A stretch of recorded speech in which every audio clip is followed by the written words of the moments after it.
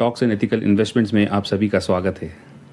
Wipro limited इस company ने अपने Q4 के रिजल्ट्स को डिक्लेयर किए हैं, जिसको हम डिटेल में एनालाइज करेंगे इस वीडियो में और देखते हैं क्या इस रिजल्ट ने अपने मार्केट के एक्सपेक्टेशन को बीट किया है या मिस। हम देख सकते हैं कि ईयर ऑन ईयर बेसिस में 26% का जंप दिखाई देता है इन नेट प्रॉफिट। तो चलिए शुरू करते हैं। इस कंपनी का बिजनेस शरिया कंप्लायंट है और Q4 के रिजल्ट्स आपके सामने हैं। तो हम देख सकते हैं कि ईयर ऑन ईयर बेसिस में 1% की ग्रोथ दिखाई देती है इन सेल्स और नेट प्रॉफिट में 26% का जंप दिखाई देता है। इस कंपनी के मार्केट के एक्सपेक्टेशन का डेटा अवेलेबल है। तो हम देख सकते हैं कि सेल्स की एक्सपेक्टेशन थी 22,684 करोड़ की और कंपनी ने डिक्लेयर की है सेल्स ऑफ 22,504 करोड़ के। तो सेल्स में स्लाइटली मिस होता दिखाई देता है। अब नेट प्रॉफिट की बात करें दोस्तों तो एक्सपेक्टेशन थी 3,364 करोड़ की और नेट प्रॉफिट कंपनी ने डिक्लेयर किए हैं 3,588 करोड़ के। तो हम देख सकते हैं कि नेट प्रॉफिट में इस रिजल्ट ने मार्केट के एक्सपेक्टेशन को बीट किया है। हम इस कंपनी के वॉल्यूम का डेटा देखें दोस्तों तो हम देख सकते हैं कि लास्ट 30 डेज़ का डेटा एवरेज डेटा देखा जाए तो उसमें 45% जो है वो डिलीवरी में बाइंग की जा रही है।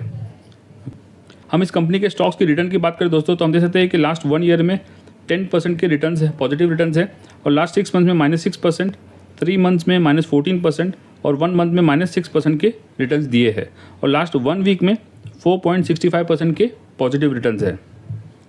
हम इस कंपनी के फंडामेंटल्स को देखें दोस्तों तो हम देख सकते हैं कि एक लार्ज कैप कंपनी है जिसका market cap near about 2,55,629 crore का है और इस कंपनी ने अपने इन्वेस्टर्स को पिछले 5 साल में 161% के रिटर्न दिए हैं।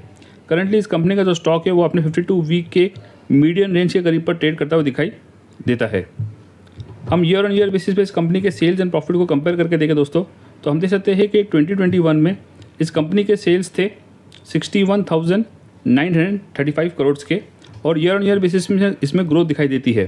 बट 2024 में हम देख सकते हैं कि इसके सेल्स है 89,760 करोड़ के, जो पिछले साल के मुकाबले कम है और इस साल भी हम देखें दोस्तों तो ये सेल्स है 89,088 करोड़ के, जो प्रीवियस ईयर के मुकाबले भी कम दिखाई देते हैं। तो हम देख सकते हैं कि लास्ट 3 ईयर्स में इस पर्टिकुलर कंपनी के सेल्स जो है वो एक पर्टिकुलर रेंज बाउंड हो चुके हैं। हम नेट प्रॉफिट की बात करें दोस्तों तो हम देख सकते हैं कि 2021 में इस कंपनी के प्रॉफिट्स थे 10,868 करोड़ के और ईयर ऑन ईयर बेसिस इसमें भी ग्रोथ दिखाई देती है। बट 2023 में इसमें अगेन डिक्लाइन दिखाई देता है और 2024 में अगेन प्रीवियस ईयर के हिसाब से देखा जाए तो इसमें डिक्लाइन है। बट मार्च 2025 में इसके जो नेट प्रॉफिट है वो बढ़कर हो चुके हैं 13,218 करोड़ के। हम इस कंपनी के कंपाउंडेड सेल्स ग्रोथ की बात करें दोस्तों तो हम देख सकते हैं कि सिंगल डिजिट की ग्रोथ दिखाई देती है इन 3, 5 and 10 years. Similarly compounded profit growth की बात करें दोस्तों तो इसमें भी सिंगल डिजिट की ग्रोथ दिखाई देती है इन 3, 5 एंड 10 ईयर्स में। हम इस कंपनी के शेयर होल्डिंग पैटर्न की बात करें दोस्तों तो हम देख सकते हैं कि प्रमोटर्स की होल्डिंग इसमें स्लाइटली रिड्यूस हुई है। लास्ट 4 ईयर्स का डेटा हम कंपेयर करके देखें दोस्तों तो हम FIs की बात करें दोस्तों तो इनकी होल्डिंग ऑलमोस्ट कांस्टेंट दिखाई देती है नियर अबाउट 8.35% की और DIs की बात करें दोस्तों तो इनकी होल्डिंग इसमें ग्रेजुअली इंक्रीज हुई है। बट मार्च 2025 में इसमें अगेन स्लाइट फॉल दिखाई देता है as compared to previous year. और हम पब्लिक की बात करें दोस्तों तो हम देख सकते हैं कि इनकी पब्लिक की जो होल्डिंग है इसमें रिड्यूस होती दिखाई देती है।